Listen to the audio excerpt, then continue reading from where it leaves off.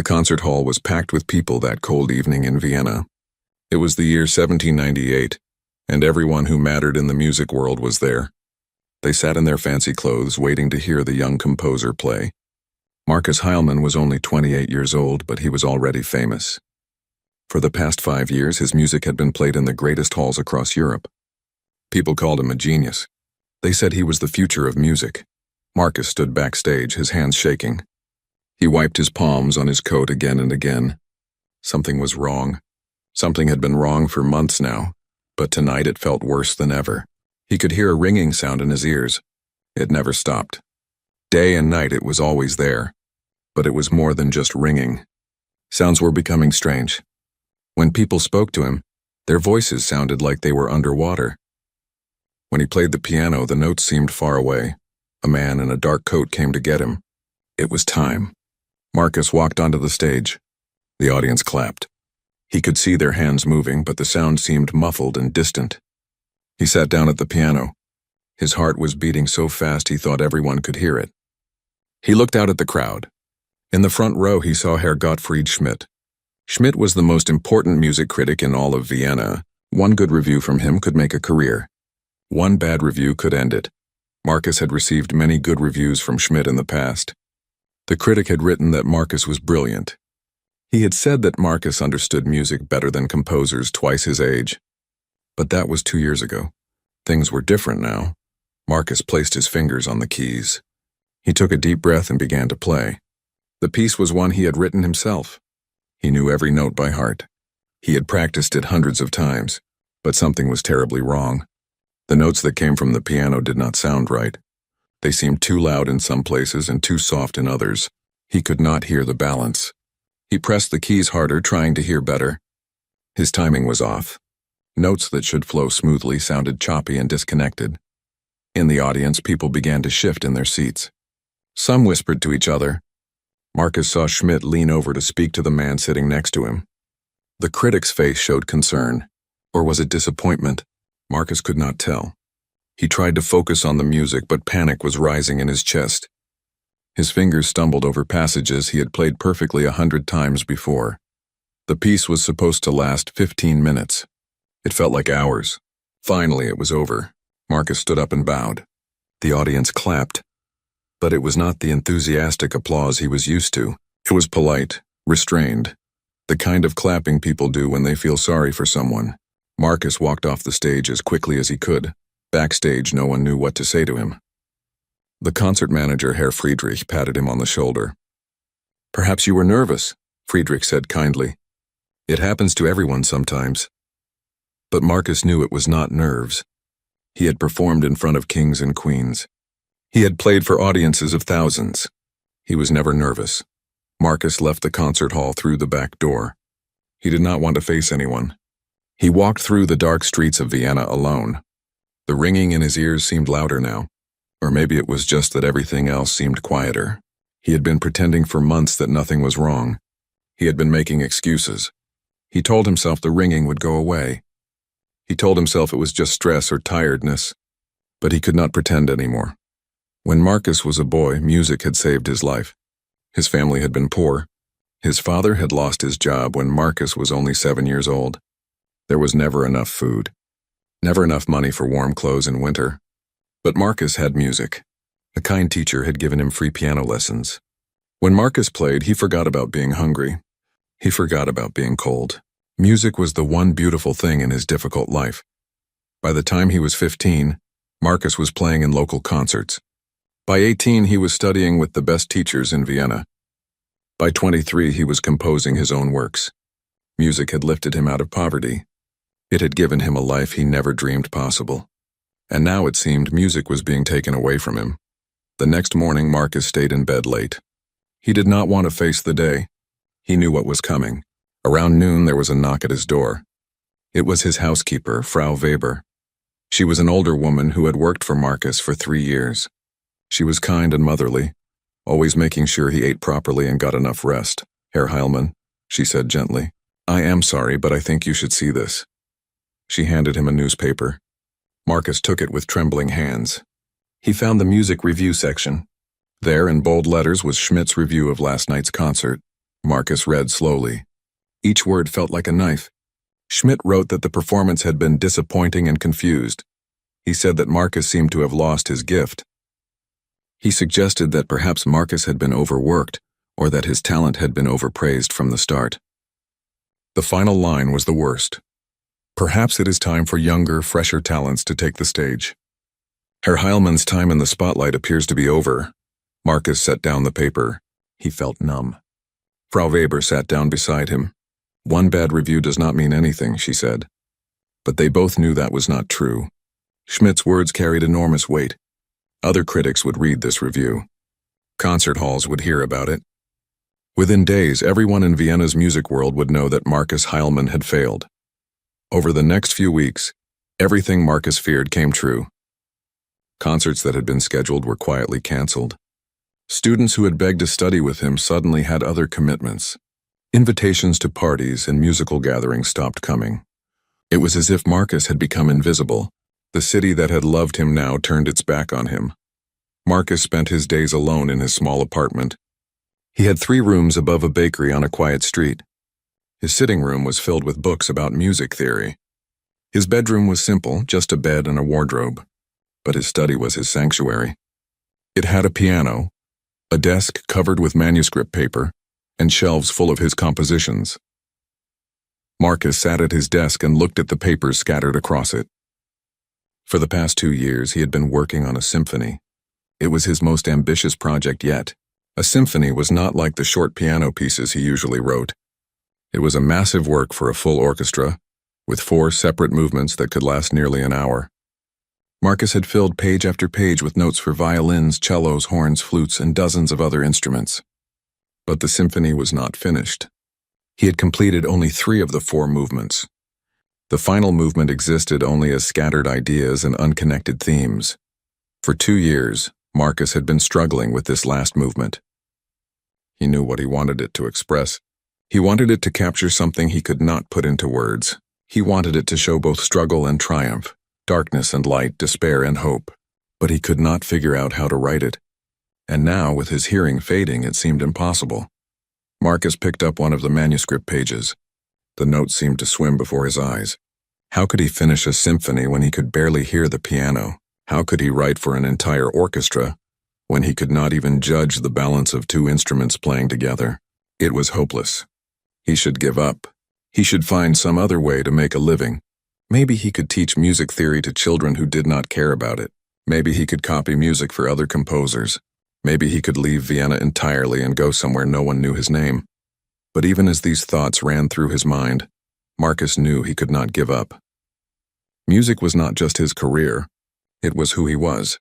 From the time he was a small boy, music had been the language he spoke best. Other people used words to express themselves. Marcus used notes and melodies and harmonies. Taking music away from him would be like taking away his voice, or worse, like taking away his soul. Marcus made a decision. He would finish the symphony. He did not know if anyone would ever hear it. He did not know if it would be any good. But he would finish it, he had to. It was the only way to prove to himself that he was still alive, still capable, still himself. The next morning, Marcus went to see a doctor. The doctor was an old man named Dr. Brenner, who had treated musicians for 40 years. Marcus sat in the examination room and explained what was happening.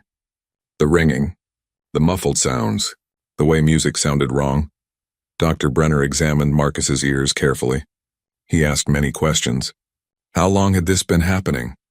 Did it hurt? Was it worse in one ear than the other? Could Marcus still hear some things better than others? Marcus answered as best he could. Finally, Dr. Brenner sat back in his chair and sighed. I am sorry, Herr Heilmann, the doctor said. I have seen this condition before in other musicians. I do not know what causes it. There is no cure that I know of. Your hearing will likely continue to deteriorate. You may lose it entirely, or you may keep some hearing. There is no way to know. Marcus felt like the room was spinning. How long? He asked. His voice sounded strange in his own ears. Months. Years. I cannot say for certain. Every case is different. Marcus left the doctor's office in a daze. He walked through the streets of Vienna without seeing where he was going. People passed him by. Carriages rolled past. Somewhere church bells were ringing. Marcus could hear them only faintly, as if they were very far away. He found himself standing on a bridge over the river. He watched the water flowing beneath him. It was dark and cold. For a moment, Marcus thought how easy it would be to simply let go, to give up, to end the fear and the uncertainty and the loss. But then he thought of the unfinished symphony sitting on his desk. He thought of the music still inside him, waiting to come out. He thought of that 7-year-old boy playing piano in a cold room, finding joy in something beautiful even when everything else was hard. Marcus turned away from the bridge and walked home. When he got there, he went straight to his study. He lit candles even though it was still afternoon. He sat at his desk and pulled out the manuscript of his symphony. He looked at the blank pages that would become the fourth movement. And then, slowly, carefully, he began to write. He did not know if what he was writing was good. He could barely hear the notes in his head anymore. But he wrote anyway. He used everything he had learned in 20 years of studying music. He used his knowledge of how notes related to each other mathematically. He used his memory of how certain combinations of instruments sounded. He wrote from his heart instead of his ears. Hours passed. The candles burned down. Frau Weber knocked on the door to bring him dinner. But Marcus did not answer. He was lost in the music. For the first time in months, he felt like himself again. Not the famous composer that Vienna had celebrated. Not the failure that the critics had mocked. Just Marcus. Just a man writing music because he had to. Because it was the only thing he knew how to do. When he finally stopped writing, it was past midnight. His hand ached from holding the pen. His eyes were tired from working by candlelight. But he had written 8 pages. 8 pages of a symphony that might never be played. 8 pages that proved he was still a composer, still an artist, still alive. Marcus looked at what he had written. He could not hear it in his mind the way he used to. But he could see the patterns in the notes. He could see the structure, and somehow deep inside he knew it was right. This music was different from anything he had written before. It was rawer, more emotional, less pretty and more powerful. Marcus went to bed that night not with hope exactly, but with purpose. He did not know if his hearing would return. He did not know if he would ever perform in public again. He did not know if anyone would ever hear his symphony. But he knew what he had to do. He had to keep writing. He had to finish this work. Not for the critics. Not for the audiences. Not even for himself, really. He had to finish it because the music demanded to exist. And Marcus was the only one who could bring it into the world. Outside his window, Vienna slept. In the distance, a church clock struck 1. Marcus heard it only faintly, more a feeling than a sound. He closed his eyes and let sleep take him. Tomorrow he would write more. And the day after that. And the day after that, until the symphony was complete or his hearing was gone entirely. Whichever came first, the critics had laughed. The city had turned away. But Marcus Heilmann was not finished yet. His greatest work was still waiting to be born. And nothing, not even silence, would stop him from bringing it into the world. Winter came to Vienna, and with it came the cold that seeped through the walls of Marcus's small apartment. He barely noticed.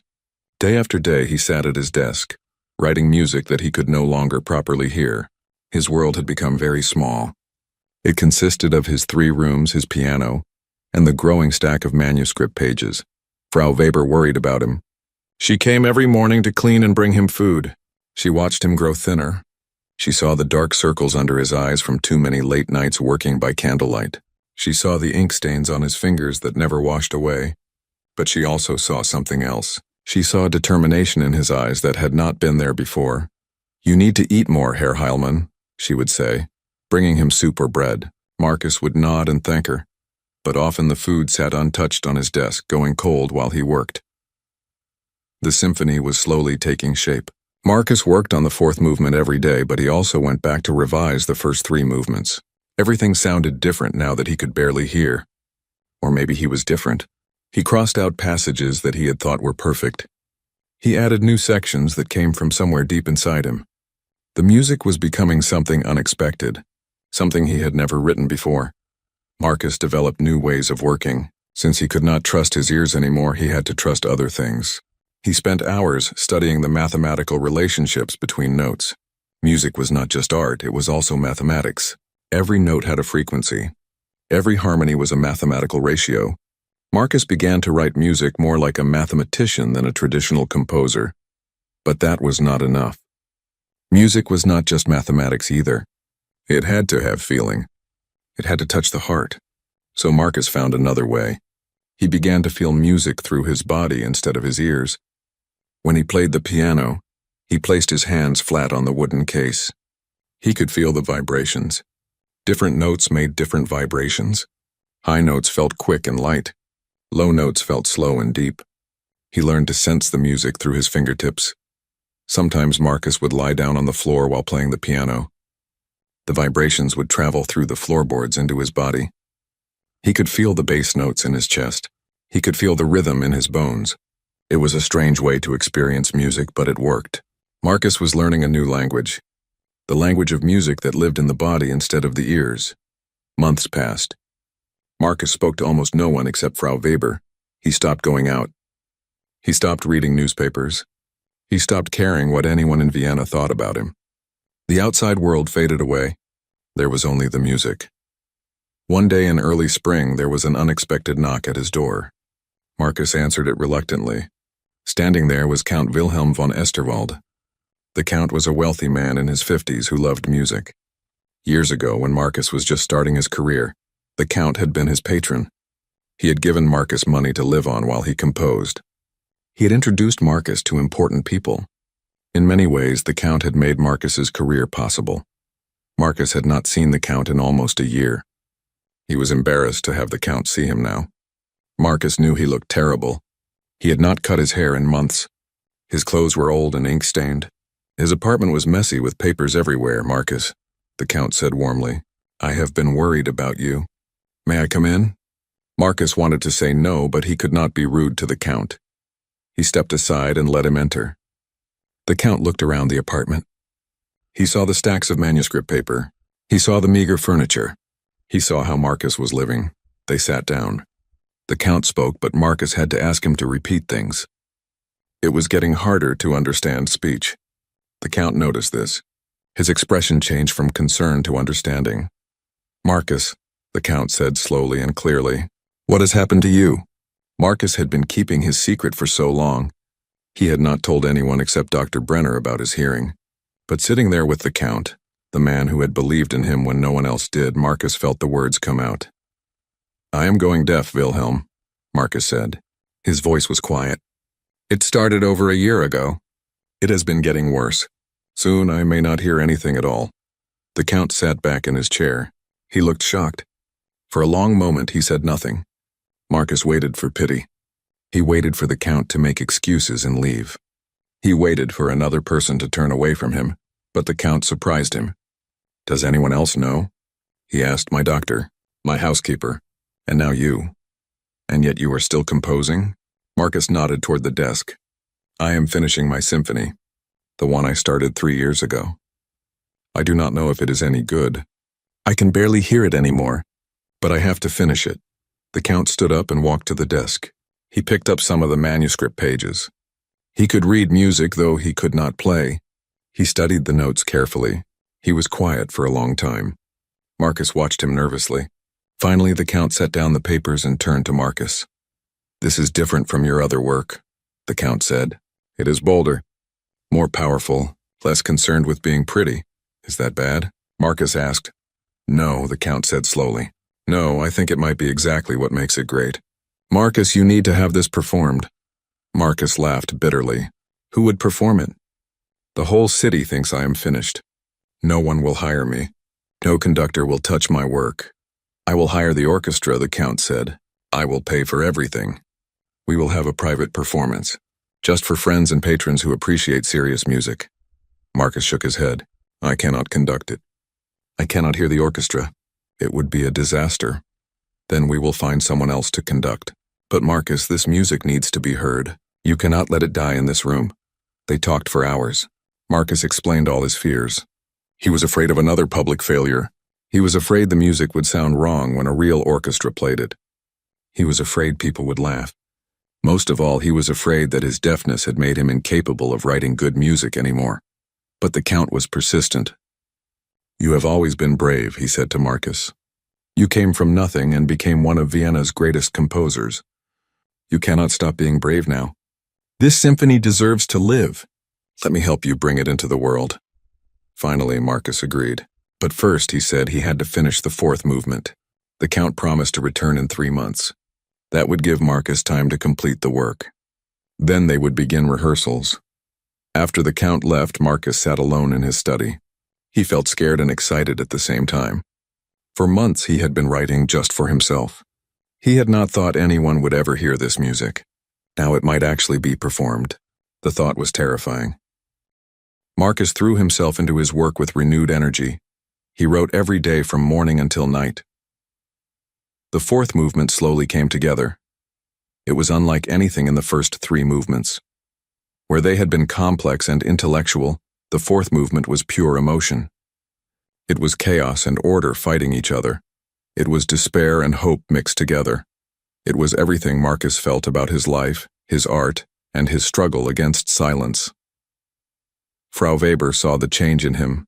He ate more. He slept better. He seemed to have a purpose again. "It is good to see you like this," she told him one morning. "You had become like a ghost." "I am still scared," Marcus admitted to her. "What if the symphony is terrible? What if I have been fooling myself?"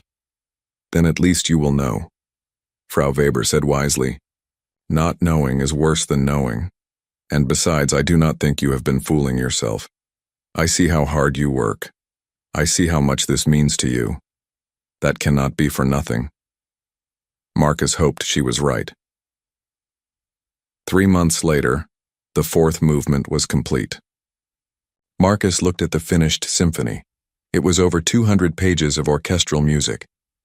Every instrument in a full orchestra had its own part: violins and violas, cellos and basses, flutes and oboes and clarinets, trumpets and horns, timpani and drums. It was massive and complex and ambitious, and Marcus had written it almost entirely while deaf. The Count returned as promised. He brought good news. He had hired the Imperial Court Orchestra, the finest musicians in Vienna. They would begin rehearsals in 2 weeks. A young conductor named Hans Richter had agreed to lead the performance. Richter was talented and open-minded, willing to work with Marcus despite his reputation. But there was other news too. News that worried Marcus. Word had spread about the performance. It was supposed to be a small private concert, but now other people wanted to attend. Music critics had heard about it. Important people in Vienna's cultural world had asked for invitations. The Count had not been able to say no to all of them. "Herr Schmidt will be there," the Count admitted, the critic who wrote the bad review. "I could not refuse him without seeming suspicious. I am sorry, Marcus." Marcus felt his stomach tighten. Schmidt would be there. The man who had destroyed his career with a few words. The man who had called him finished. Marcus wanted to cancel everything, but it was too late now. The orchestra was hired, the concert hall was reserved. People were expecting a performance. "It will be all right," the Count said, though he did not sound completely certain. "The music will speak for itself." The first rehearsal was set for Monday morning. Marcus did not sleep the night before. He lay in bed, staring at the ceiling, listening to the ringing in his ears that never stopped. He thought about all the things that could go wrong. The orchestra might not understand his music. The conductor might not interpret it correctly. The balance between instruments might be completely wrong. He would be standing there, unable to hear properly, unable to fix anything. When morning came, Marcus dressed in his best clothes. He gathered the orchestral parts he had copied out by hand. Each musician needed their own part, showing just what they were supposed to play. It had taken Marcus weeks to copy everything out perfectly. He put all the papers in a leather case and walked to the concert hall. The hall was grand, with high ceilings and excellent acoustics. The orchestra members were already there, unpacking their instruments. Marcus recognized some of them. These were the same musicians who had played his earlier works years ago, when he was successful. He wondered what they thought of him now. The conductor, Richter, came over to greet Marcus. He was young, only 25, with bright eyes and an enthusiastic manner. "Herr Heilmann," he said, "I am honored to conduct your work. I have studied the score. It is very unusual, very bold. Is that your way of saying it is strange? Marcus asked. Richter smiled. No. It is my way of saying it is original. I have never seen music written quite like this. Marcus gave each musician their part. They began to look at the music, and he saw confusion on many faces. The notes he had written were difficult. The rhythms were complex. The dynamics changed dramatically, going from very soft to very loud in unusual ways. The concertmaster, a violinist named Josef Kramer, raised his hand. Herr Heilmann, he called out. These markings you have written, are you certain this is correct? In the second movement, you have the violins playing fortissimo while the flutes play pianissimo. They will not balance. Marcus had expected this. Yes, he said. That is what I want. Trust me. Kramer looked doubtful but said nothing more. The orchestra tuned their instruments. Marcus stood to the side. Richter raised his baton, and the rehearsal began. From the very first notes, Marcus knew there was a problem. He could see the musicians playing. He could see Richter conducting, but he could barely hear what they were producing. The sound reached him as if from far away, muffled and unclear. He could not tell if they were playing correctly. He could not judge the balance. He could not hear the details. After the first movement, Richter stopped the orchestra. Herr Heilmann, he said, could you come listen from the audience seats? The acoustics are better there. Marcus walked out into the hall and sat in the middle section. The orchestra played the first movement again. It was slightly better, but Marcus still could not hear properly. He could catch glimpses of the music, brief moments where a phrase came through clearly. But mostly it was just a jumble of muffled sound. When they finished, everyone looked at Marcus, waiting for his notes. He had pages of things he wanted to say, corrections and adjustments. But how could he make corrections when he could barely hear? He stood up and walked back to the stage. He felt panic rising. This was impossible. He could not do this. The musicians waited. Richter waited.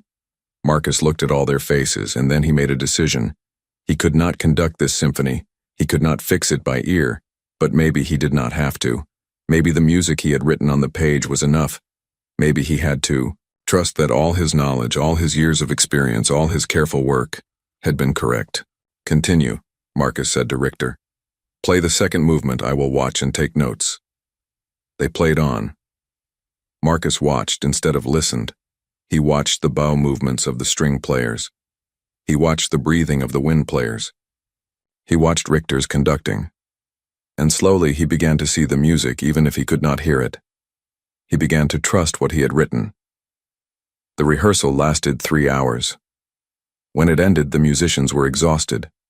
The music was difficult and demanding. Some of them looked frustrated. Others looked intrigued. Marcus could not tell what they thought. He thanked them and left quickly. Outside the concert hall, Marcus leaned against a wall. His hands were shaking. Had it sounded good? Had it been terrible? He honestly did not know. He had written a symphony that he might never be able to judge with his own ears. It was the strangest, most frightening thing he had ever done. But there was no turning back now. In 2 weeks, they would perform it for an audience. The critics would be there. Schmidt would be there. All of Vienna would hear what the deaf composer had created. And Marcus would stand there, unable to hear his own work, waiting to learn whether he had created something beautiful or made a fool of himself one final time. The rehearsals continued over the next 2 weeks. Marcus attended everyone, though each was torture in its own way. He could not hear the music properly. He could only watch and hope that what he had written on the page was being played correctly. The musicians grew more comfortable with the unusual music, but they also grew more puzzled. During the second rehearsal, Josef Kramer stopped playing in the middle of the third movement. "Forgive me, Herr Heilmann," he said, "but this passage makes no sense. You have written for the strings to play against the rhythm of the winds. It sounds chaotic." Marcus had expected this too. "It is supposed to sound chaotic," he said. "Life is chaotic. Why should music always be orderly?" Kramer frowned but continued playing. After the rehearsal, Marcus heard him speaking to another violinist. Either Heilmann is a genius or he has gone mad, Kramer said. I cannot tell which. The comment hurt, but Marcus understood it. His music was different from what people expected. It did not follow the traditional rules. It was rough where it was supposed to be smooth. It was harsh where it was supposed to be gentle, but that was because Marcus was writing from a different place now. He was not trying to please audiences or impress critics. He was trying to express something true. Between rehearsals, Marcus went back to his apartment and made notes. He could not hear the orchestra properly, but he could see things. He noticed when a section looked confused about their entrance. He saw when the balance seemed wrong by watching how hard musicians had to play. He developed new ways of understanding his music without hearing it. Richter, the conductor, was patient and helpful. He came to Marcus's apartment several times to discuss the score. Help me understand what you want, Richter would say. Explain the feeling you want each section to create. Marcus would try to put into words what he could not express in sounds. Richter listened carefully and then translated Marcus's words into instructions for the orchestra. The second movement should feel like a conversation between old friends, Marcus told Richter. The instruments should pass themes back and forth gently like people sharing memories. And the third movement? Richter asked. A storm, Marcus said. Not just any storm. An internal storm. The kind that happens in your mind when everything you believed is questioned. Richter nodded. He was beginning to understand. This symphony was not just music. It was Marcus's story. It was about struggle and doubt. It was about losing something precious and finding new ways to continue. It was about facing silence and refusing to be silenced. As the rehearsals progressed, something interesting began to happen. The musicians who had been frustrated or confused started to change their minds. It happened slowly, almost person by person. First, it was a young cellist who approached Marcus after rehearsal. Herr Heilmann, she said shyly. I think I understand now. The cello part in the fourth movement. It is not trying to be beautiful. It is trying to be honest. Then it was a horn player. The way you have written the brass, he told Marcus. It is not like fanfares in other symphonies. It is more raw, more human. Even Kramer, the skeptical concertmaster, began to soften. During the fifth rehearsal, he played a particularly difficult violin solo in the second movement. When he finished, he looked up at Marcus with surprise on his face. I felt something just now, Kramer said. I felt what you were trying to say. Marcus felt a small spark of hope. Maybe the music was working. Maybe what he had written while deaf was somehow communicating what he wanted to say. But there was still the performance to worry about. And the critics. And Frau Weber noticed that Marcus was sleeping poorly. You must rest, she told him. You will make yourself sick. I cannot rest, Marcus said. There is too much to worry about. What is the worst thing that can happen? Frau Weber asked. Marcus thought about it. They could hate it. Schmidt could write another terrible review. My career could be finished forever. Your career is already finished, Frau Weber said bluntly. You have been hiding in this apartment for a year. You have nothing left to lose, but you have everything to gain. If the symphony is good, you have your life back. If it is not good, you are no worse off than you are now. Her words were harsh but true. Marcus had been acting as if he still had a reputation to protect, but he did not. He had already lost everything. This performance was not a risk. It was a chance. The night before the final rehearsal, Marcus could not sleep at all. He lay in bed thinking about everything that had happened. 2 years ago he had been celebrated. 1 year ago he had been humiliated. And now he was about to put his music before the world again. But this time was different. This time he was not trying to impress anyone. He was just trying to be true to what the music demanded. The final rehearsal went better than any before. The orchestra had practiced the symphony so many times that they knew it by heart.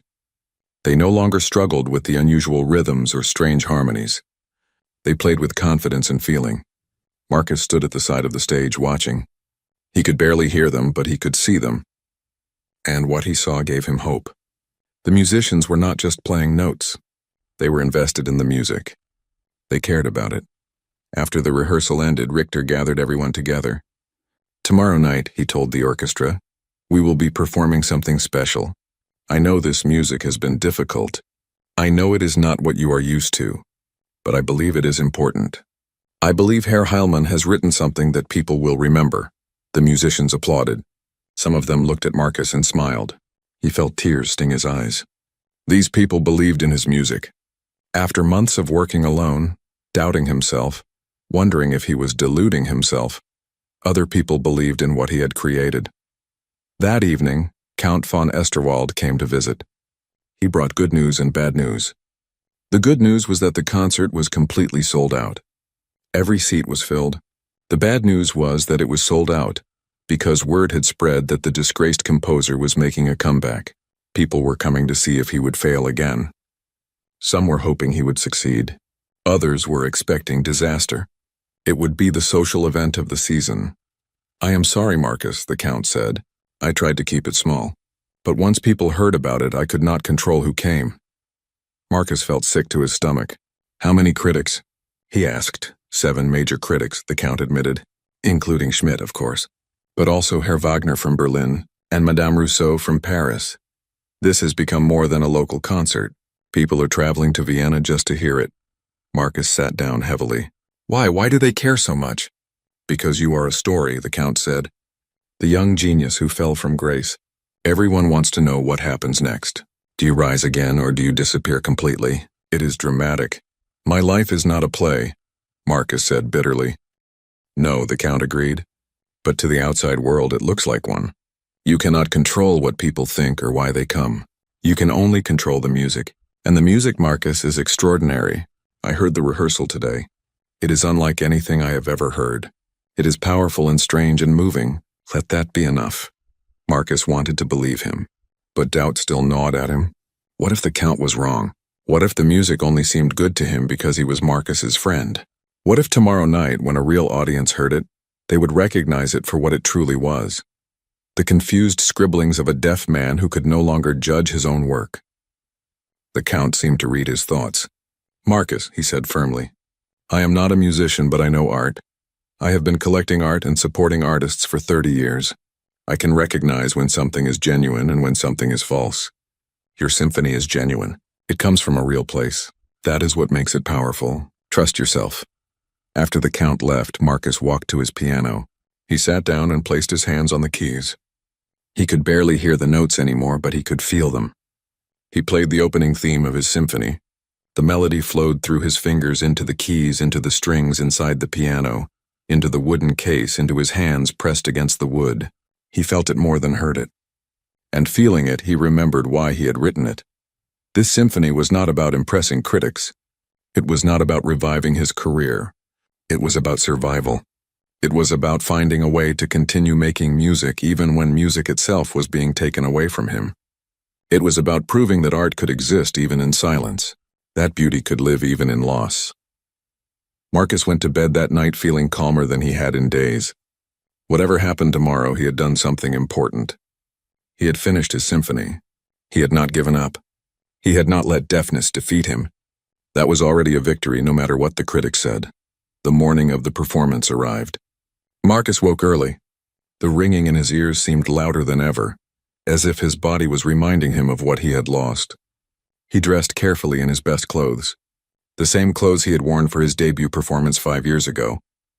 They were a little worn now, a little faded, but they still fit. Frau Weber came to help him prepare. She fussed over his hair and made sure his collar was straight. "You look very handsome," she said. "Very distinguished." "I look terrified," Marcus said. "That too," she admitted with a smile. "But terror looks good on artists. It means you care." Marcus arrived at the concert hall 3 hours before the performance. The building was buzzing with activity. Ushers were preparing the seating. The orchestra members were warming up backstage. The hall manager was checking every detail. Marcus felt like he was watching everything from far away, as if it was happening to someone else. Richter found him standing alone in the hallway. "How are you feeling?" the conductor asked. "Like I might be sick," Marcus said honestly. "Good," Richter said. "The great performers are always nervous. It means the performance matters." They went through the score one last time, checking details. Richter had marked his copy with notes from all the rehearsals. He knew exactly how Marcus wanted each section to sound. "I will conduct it as if you were standing next to me, telling me what to do," Richter promised. "I will be standing to the side of the stage," Marcus said. "I cannot sit in the audience. I need to see the orchestra." Of course, Richter said. This is your symphony. You should be where you are comfortable. As the afternoon wore on, people began to arrive. Marcus watched from backstage as the audience filed in. He recognized many faces. Important composers, wealthy patrons, society women in expensive dresses, and the critics. He saw them take their seats in the front rows, notebooks already open, pens ready. And there, in the third row, was Herr Schmidt, the man who had destroyed Marcus's career with a single review. He sat calmly, his face showing nothing. Marcus felt a mixture of anger and fear. This man had so much power. One word from him could make or break a composer's career, and he had chosen to break Marcus. But then Marcus thought about what the Count had said. He had nothing left to lose. Schmidt had already written his worst. What more could he do? The thought was oddly freeing. The orchestra took their positions on stage. The audience slowly quieted. Marcus stood in the wings, just out of sight. His heart was pounding so hard he could feel it in his throat. Richter walked onto the stage. The audience applauded. The conductor took his place at the podium and raised his baton. For a long moment, everything was still. The entire hall held its breath. Marcus closed his eyes. He could not hear what was about to happen, but he could hope. He could pray. He could believe that the music he had written in silence would speak to people who could still hear. Richter's baton came down. The orchestra began to play, and Marcus's symphony, born from loss and finished in deafness, began to fill the concert hall. Marcus opened his eyes and watched. He watched the violinist's bows move across the strings. He watched the wind players' fingers dancing on their instruments. He watched the percussionist waiting patiently for his entrance. He watched Richter conducting, his whole body moving with the music, bringing Marcus's vision to life. Marcus could hear almost nothing. Just distant, muffled sounds that could have been anything. But he could see. He could see the intensity on the musicians' faces. He could see the audience sitting very still, leaning forward in their seats. He could see that something was happening. Something important. The first movement ended. There was a brief pause. Then the second movement began, gentler and more lyrical. Marcus watched a woman in the fifth row wipe her eyes. He saw a man in the balcony close his eyes, lost in the music. He saw the critics writing notes, their faces thoughtful rather than dismissive. The symphony continued. The third movement was the storm Marcus had written, full of conflict and chaos. The fourth movement built slowly to its conclusion, growing from whisper quiet to thunderously loud, then ending with a single, soft note that faded into silence. The final note died away. For a moment, no one moved. The hall was absolutely silent. Marcus held his breath. This was the moment. This was when he would know if his symphony had worked or failed. He waited for the judgment of the audience, unable to hear but desperately hoping that what he had created in silence would speak to those who could still hear. The silence lasted for what felt like an eternity. Marcus stood in the wings watching the audience. No one moved. No one spoke. The orchestra members sat with their instruments, waiting. Richter stood at the podium, his baton still raised. Everyone seemed frozen in time. Then slowly Count von Esterwald stood up. He began to clap. The sound was faint to Marcus like distant thunder, but he could see the Count's hands moving together, and he could see the expression on his friend's face. The Count was not just being polite. There were tears running down his cheeks. One by one, other people began to stand. They stood and applauded. More and more people rose from their seats. The woman Marcus had seen crying was on her feet, clapping enthusiastically. The man from the balcony was standing, applauding. All around the concert hall, people were rising. Marcus felt dizzy. He could barely hear the applause, but he could see it. He could see hundreds of hands moving, hundreds of faces turned toward the stage. Some people were wiping their eyes, others were smiling. The orchestra members were standing now too, turning to bow to the audience. And then Marcus saw something that shocked him. Herr Schmidt, the critic who had destroyed him, was standing. He was not just standing. He was applauding. And there were tears on his face too. Schmidt, who Marcus thought hated him, who had called him finished, was crying. Richter turned to the wings and gestured for Marcus to come out. Marcus shook his head. He did not want to face the audience. He was terrified. But Richter gestured again, more insistently. The orchestra members were looking toward the wings, clapping. They wanted him to come out. Marcus took a deep breath and stepped onto the stage. The audience saw him, and the applause seemed to grow louder, though he could barely hear it. He could see mouths opening, people cheering. The vibration of all that noise came through the stage floor into his feet. He felt it in his bones. Marcus bowed awkwardly. He was not used to this anymore. He had spent so long hiding, so long in shame, that he had forgotten what success felt like. The applause continued. People did not sit down. They kept standing, kept clapping. Marcus counted in his head. 1 minute, 2 minutes, 3 minutes. The ovation went on and on. Finally, slowly, the audience began to sit. The applause faded. But people were still talking excitedly to each other. Marcus could see animated conversations happening all over the hall. He bowed again and quickly left the stage. Backstage, his hands were shaking so badly he had to sit down. The orchestra members came off stage, gathering around him. They were talking all at once, excited and emotional. Marcus could not hear what they were saying, but he could see their faces. Kramer, the concertmaster who had been so skeptical, grasped Marcus's hand firmly. His lips moved, and though Marcus could not hear the words, he understood the sentiment. Richter was the last to come backstage. The young conductor's face was flushed with emotion. He embraced Marcus tightly. "Did you feel that?" he shouted, knowing Marcus could not hear well. "Did you feel what happened in that hall?" Marcus nodded. He had felt it. Even without hearing, he had felt the power of the music reaching people. He had seen it on their faces. He had felt it in the way they stood and applauded. Something he had created in silence had moved people who could hear. Count von Esterwald pushed through the crowd backstage. He was laughing and crying at the same time. Marcus, it was magnificent. I have never seen a response like that, never." People were crowding around now. Audience members had come backstage to congratulate Marcus personally. He was surrounded by faces, by mouths moving, by hands reaching out to shake his. It was overwhelming. He felt grateful and terrified and exhausted all at once. Then the crowd parted and Herr Schmidt appeared. Marcus's body tensed. This was the man who had ruined him. This was the critic whose words had destroyed his career and his confidence. Schmidt stood there, his notebook in his hand, looking at Marcus. For a moment, neither man moved. Then Schmidt did something unexpected. He bowed deeply to Marcus. When he straightened up, Marcus could see that the critic's eyes were still wet with tears. Schmidt opened his mouth to speak, but Marcus could not hear him. The critic realized this. He pulled out his notebook and wrote something quickly. Then he tore out the page and handed it to Marcus. Marcus read the note. It said, "I was wrong about you.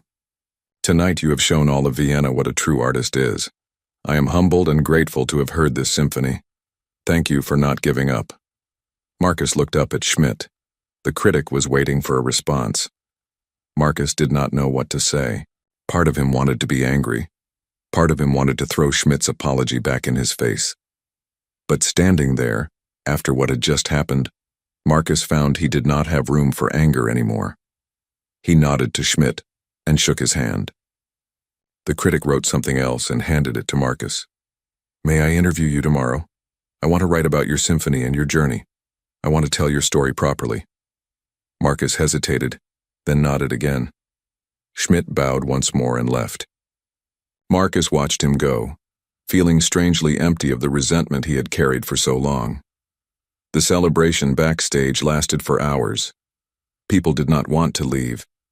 They wanted to talk about the music, to congratulate Marcus, to bask in what they had just experienced. Finally, Count von Esterwald rescued Marcus from the crowd. "You need rest," the Count said. "You have given everything tonight. Come, I will take you home."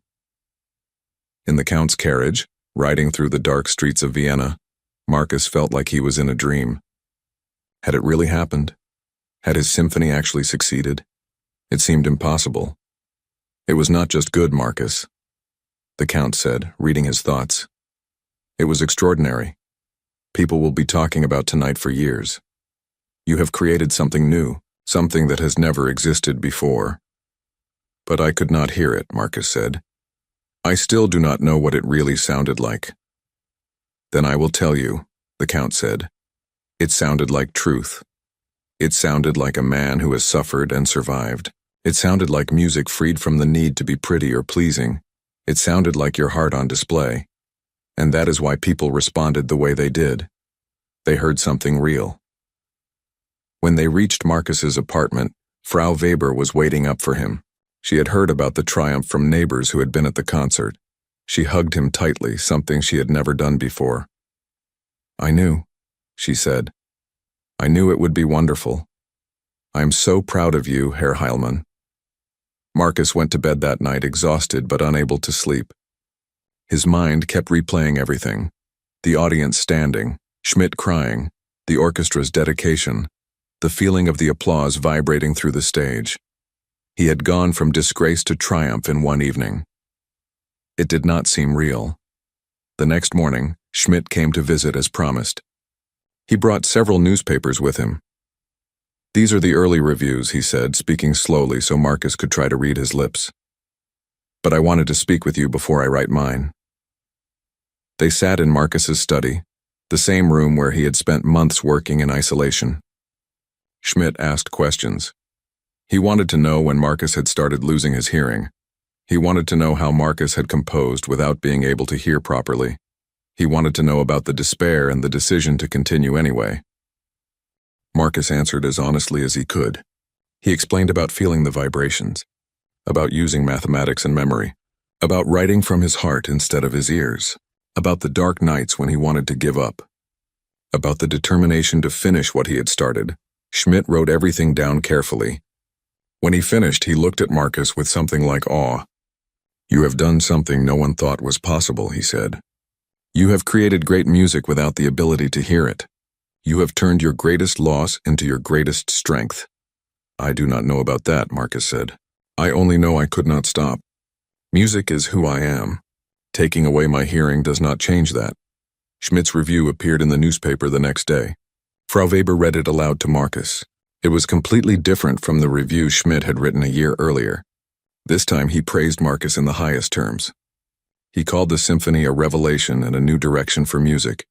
He wrote about Marcus's deafness and how it had somehow made his music more powerful, more direct, more emotional. He ended by writing, Herr Heilmann's critics, myself chief among them, owe him not just an apology but our gratitude. He has shown us that music is not just sound. It is something deeper. It is the human soul expressing itself. And last night we heard a soul that refused to be silenced. The other reviews were similarly positive. Critics from Berlin and Paris wrote about how Marcus's symphony was revolutionary. They said it pointed toward a new way of thinking about music. Word spread quickly. Within days, everyone in Europe's music world was talking about Marcus Heilmann's comeback. But the most important response came from other composers. They wanted to study Marcus's symphony. They wanted to understand how he had achieved what he had achieved. Young composers wrote to him asking for advice. Established composers came to Vienna to meet him. Marcus, who had been isolated and forgotten, suddenly found himself at the center of attention again. The Imperial Court Orchestra asked to perform the symphony again. Then other orchestras requested the score. Within a month, performances were scheduled in Berlin, Paris, and London. Marcus's symphony was traveling across Europe, touching audiences everywhere. But success brought new challenges. Concert halls wanted Marcus to write more. They offered him commissions and money. Audiences wanted to hear his new works. Critics wondered if he could repeat his success. The pressure was enormous. Marcus felt overwhelmed. He had poured everything into the symphony. It had taken him years to write. He was not sure he had another work like that inside him. And there was a deeper fear. What if the symphony's success was a fluke? What if he could not create anything good again? He shared these fears with Richter during one of the conductor's visits. I understand, Richter said. But you cannot think that way.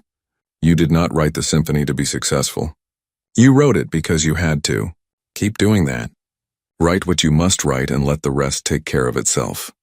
Marcus knew Richter was right, but knowing something and feeling it were different things. He sat at his desk, staring at blank manuscript paper, feeling paralyzed. What should he write? What could follow the symphony? One evening, Frau Weber found him sitting in the dark, not working. "What is wrong?" she asked. "I do not know what to write next," Marcus admitted. "Everyone expects another masterpiece. What if I cannot deliver?" Frau Weber sat down across from him. "Do you remember what you told me months ago? You said music is who you are. That has not changed. Stop worrying about what people expect. Write what wants to be written." Her words echoed what Richter had said. Marcus realized he was falling into an old trap. He was writing for others instead of for himself.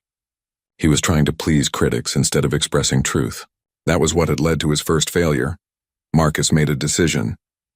He would not force himself to write another symphony immediately. Instead, he would experiment. He would write smaller pieces.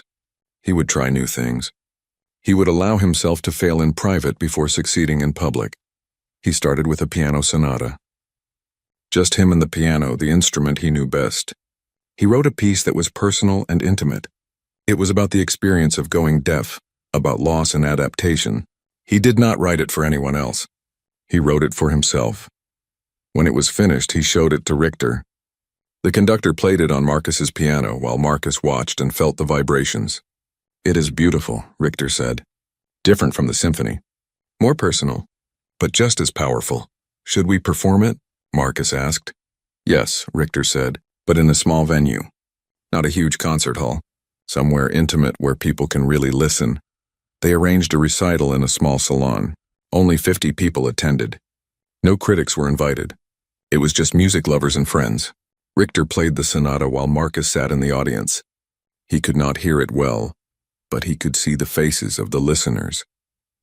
He could see them responding to the music, and that was enough. Word spread about the sonata. People who heard it talked about it. Critics heard about it and wanted to review it. But Marcus refused to have it performed publicly yet. "It is not ready," he told the Count. "I am not ready. I need time to find my voice again." The Count understood. He protected Marcus from the demands of the public. He turned down commissions and requests. He gave Marcus the space he needed to work at his own pace. Over the following months, Marcus wrote several more pieces. Some were good. Some were not. He was learning to compose in his new reality, finding his way in silence. Sometimes it was frustrating. Sometimes he felt lost. But he kept working, kept experimenting, kept pushing forward. One afternoon, Marcus received a letter. It was from a young composer in Prague who was also losing his hearing. The composer wrote about his despair, his fear that his career was over. He had heard about Marcus's triumph and wanted to know how Marcus had done it. How had he continued composing while deaf? Marcus sat down and wrote a long reply. He told the young composer about the dark times, about the temptation to give up, about the techniques he had developed, about learning to trust himself. He ended the letter with these words: "Deafness has taken my hearing, but it cannot take my music. Music lives in the mind and the heart, not just the ears. Trust yourself. Trust the music inside you. It will find a way out, even through silence." Sending that letter, Marcus realized something. His greatest work was not just the symphony he had written. It was the example he had set. He had shown other musicians that disability was not the end, that art could survive even terrible loss, that determination and creativity could overcome almost any obstacle. Marcus thought back to the night of the premiere, to the standing ovation he could barely hear, to Schmidt's tears, to the feeling of the applause vibrating through the stage. That night had changed his life. But more importantly, it had changed what he believed was possible. And if it had changed what he believed was possible, maybe it could do the same for others. He returned to his desk and picked up his pen. There was still so much music inside him waiting to be written. His hearing was nearly gone now. Soon it might be completely silent. But Marcus was no longer afraid. He had proven that music could exist beyond sound. Now he would spend the rest of his life exploring what that meant. 5 years had passed since the triumphant premiere of Marcus's symphony. Vienna was a different place now, and so was Marcus. He was 33 years old and completely deaf. The world was silent to him. But his life was louder than it had ever been. Marcus had become famous across Europe. His symphony had been performed in every major city. Other composers studied his work, trying to understand his unique approach to composition. Music students traveled to Vienna hoping to meet him. He received letters from all over the world. Some were from admirers. Others were from musicians facing their own struggles, looking for hope in his story. His apartment had changed too. He had moved to a larger place with better light and more room for work. The walls were covered with manuscript paper.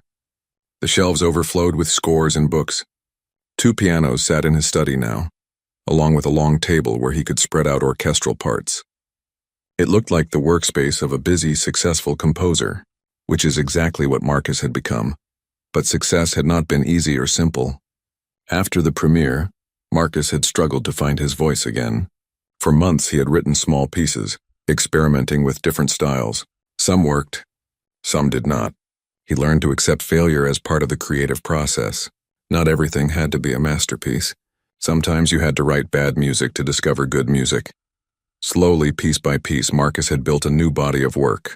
He wrote piano sonatas that explored the experience of silence. He wrote string quartets that focused on texture and rhythm rather than melody. He wrote pieces that were strange and difficult, that challenged both performers and audiences. Not everyone liked his music. Some critics found it too harsh, too unconventional, but others recognized that Marcus was creating something genuinely new. The most important thing that had changed was Marcus himself. He was no longer afraid. He had faced his greatest fear and survived it. He had lost his hearing and continued anyway. That experience had taught him something valuable. He was stronger than he thought, more resilient, more capable. Deafness had not defeated him. In some ways, it had freed him. Marcus no longer worried about what critics thought. He no longer tried to write music that would please everyone. He wrote what he needed to write, what felt true to him. If people liked it, that was wonderful. If they did not, he could accept that too. This freedom had made him a better composer. His music was more honest now, more direct, more powerful. On a cold morning in December, Marcus sat in his study working on a new piece. It was a choral work, a setting of ancient poetry about human endurance. He was writing for voices he could not hear, imagining how words and music would blend together. It was challenging work, but he had learned to trust his instincts and his knowledge. There was a knock at his door. Marcus felt it through the vibrations in the floor. He got up and opened it. Standing there was Kramer, the violinist who had been so skeptical during the rehearsals of his symphony 5 years ago. Kramer had become a friend since then. He visited Marcus regularly to discuss music and play through new compositions. Marcus gestured for Kramer to come in. They communicated through a mixture of lip reading, written notes, and gestures. They had developed their own system over the years. Kramer pulled out a letter and handed it to Marcus. "This came to the orchestra," Kramer had written on the paper. "I thought you should see it." Marcus read the letter. It was from a music academy in Leipzig. They wanted Marcus to come teach composition. They were offering him a permanent position with a generous salary. They wanted him to train the next generation of composers. The letter praised his innovative approach and said that his unique perspective would be invaluable to students. Marcus set down the letter and looked at Kramer. The violinist was watching him carefully, waiting for his reaction. Marcus picked up a pen and wrote, "What do you think I should do?" Kramer wrote back, "I think you should consider it seriously. You have so much to teach, and many young composers are trying to imitate your style without understanding it. You could show them the real thing." Marcus had been thinking about teaching lately. He received so many letters from young musicians asking for advice. He answered what he could, but letters were limited. Teaching in person would allow him to really help people, to pass on what he had learned not just about music, but about perseverance and creativity in the face of hardship. But teaching would mean less time for composing. It would mean responsibilities and schedules. It would mean leaving Vienna, the city that had been both cruel and kind to him. Marcus was not sure he was ready for such a big change. He wrote to Kramer, "I need time to think about it." Kramer nodded and wrote, "Of course, but do not take too long. This is a good opportunity." After Kramer left, Marcus sat alone with the letter. He thought about his journey. 5 years ago, he had been hiding in a small apartment, convinced his life was over. Now he had opportunities he never imagined. How had that happened? What had changed? The answer, Marcus realized, was not in what had changed externally. It was what had changed inside him. He had learned to see his deafness not as an ending but as a transformation. Yes, he had lost something precious, but he had also gained something. a new way of understanding music, a deeper connection to its essence, a freedom from caring too much about others' opinions. Marcus thought about the young composer in Prague he had written 2 years ago. That composer was now successfully performing his own works despite his hearing loss. Marcus had received a letter from him just last month, thanking Marcus for the encouragement that had kept him going. That letter had meant more to Marcus than any positive review. Maybe teaching was the next step. Maybe it was time to share what he had learned more directly. Marcus picked up his pen and began to write a reply to the academy in Leipzig. Over the next few weeks, Marcus made arrangements to visit Leipzig. He wanted to see the academy, meet the faculty, understand what teaching there would actually involve. The trip was exhausting. Traveling while deaf was complicated. He could not hear announcements at train stations. He could not easily ask for help. But he had learned to manage.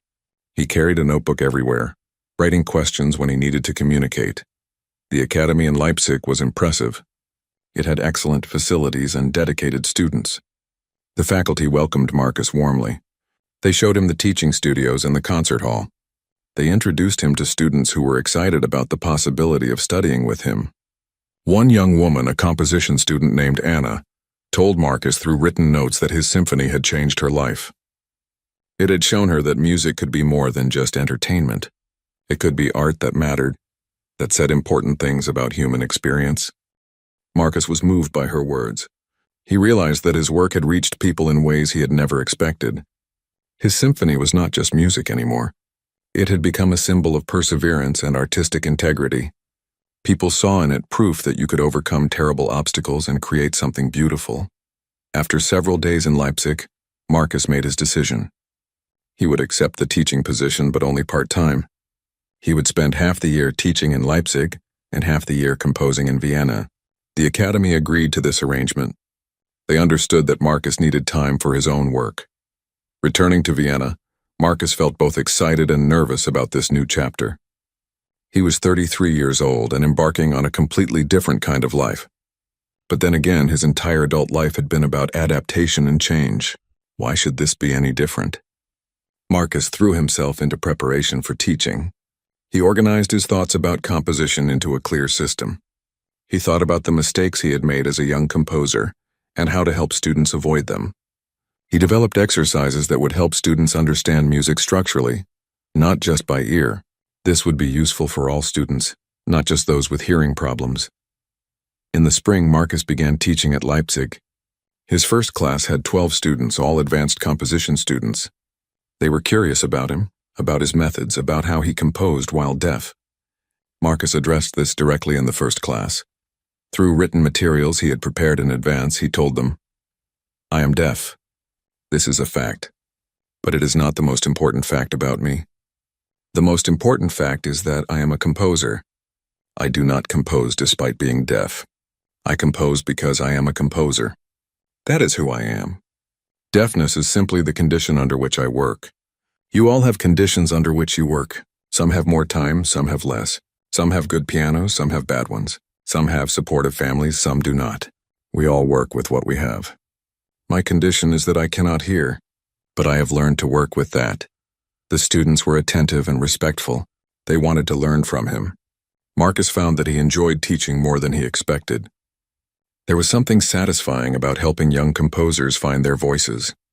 He was tough but fair, demanding excellence while being patient with mistakes. One student reminded Marcus of himself at that age. His name was Thomas, and he was brilliant but insecure. He wrote beautiful music but constantly doubted himself. He would write something wonderful, then cross it out, convinced it was not good enough. Marcus recognized this pattern immediately. It was the same trap he had fallen into before his deafness. Marcus worked closely with Thomas.